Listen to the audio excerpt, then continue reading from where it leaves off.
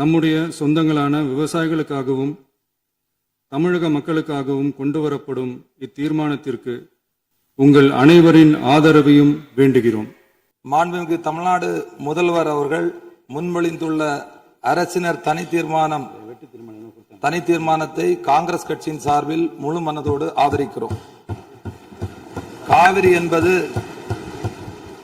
காவிரி என்பது ஒரு நதி மட்டுமல்ல, தமிழ்நாட்டு விவசாயிகளின் உயிர் நாடி. காவிரி நீரை நம்பித்தான் லட்சக்கணக்கான விவசாயிகளின் வாழ்க்கையும் விவசாயமும் இயங்கி வருகிறது. காவிரி நடுவர் மன்றம் 2007 ஆண்டு வழங்கிய தீர்ப்பையும் உச்சநீதிமன்றம் 2018 ஆண்டு வழங்கிய தீர்ப்பையும் மதிக்காமல் தமிழகத்தின் ஒப்புதல் இல்லாமல் கர்நாடக அரசு மேகதாதுவில் அணை கட்ட முயற்சிப்பது கண்டிக்கத்தக்கது.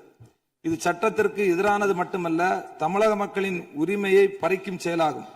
காவிரி நீர் தமிழகத்திற்கு வழங்குவது குறித்து காவிரி நடுவர் மன்ற இறுதி தீர்ப்பு, உச்ச நீதிமன்ற தீர்ப்புகளின்படி தமிழ்நாட்டிற்கு ஆண்டுதோறும் 177.25 டிஎம்சி தண்ணீரை 3 வழிகளில் தமிழகத்திற்கு கர்நாடகா வழங்க வேண்டும்.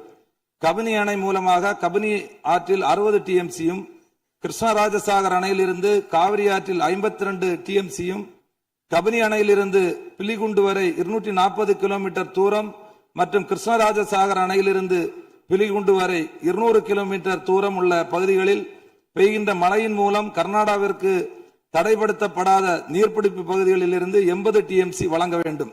இதில் உச்சநீதிமன்ற தீர்ப்பின் அடிப்படையில் 14.75 டிஎம்சி தண்ணீரை கர்நாடகா குறைத்துக் கொள்கிறது.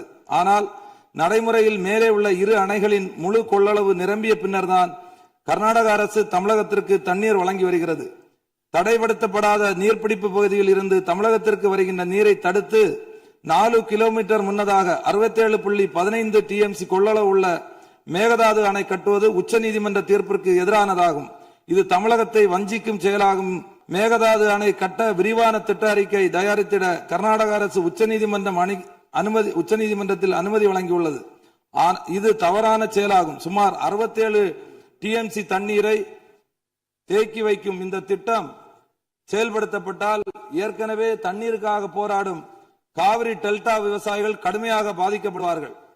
தஞ்சாவூர், திருவாரூர், நாகப்பட்டினம், மயிலாடுதுறை உள்ளிட்ட விவசாய மாவட்டங்களின் எதிர்காலமே கேள்விக்குறியாகும்.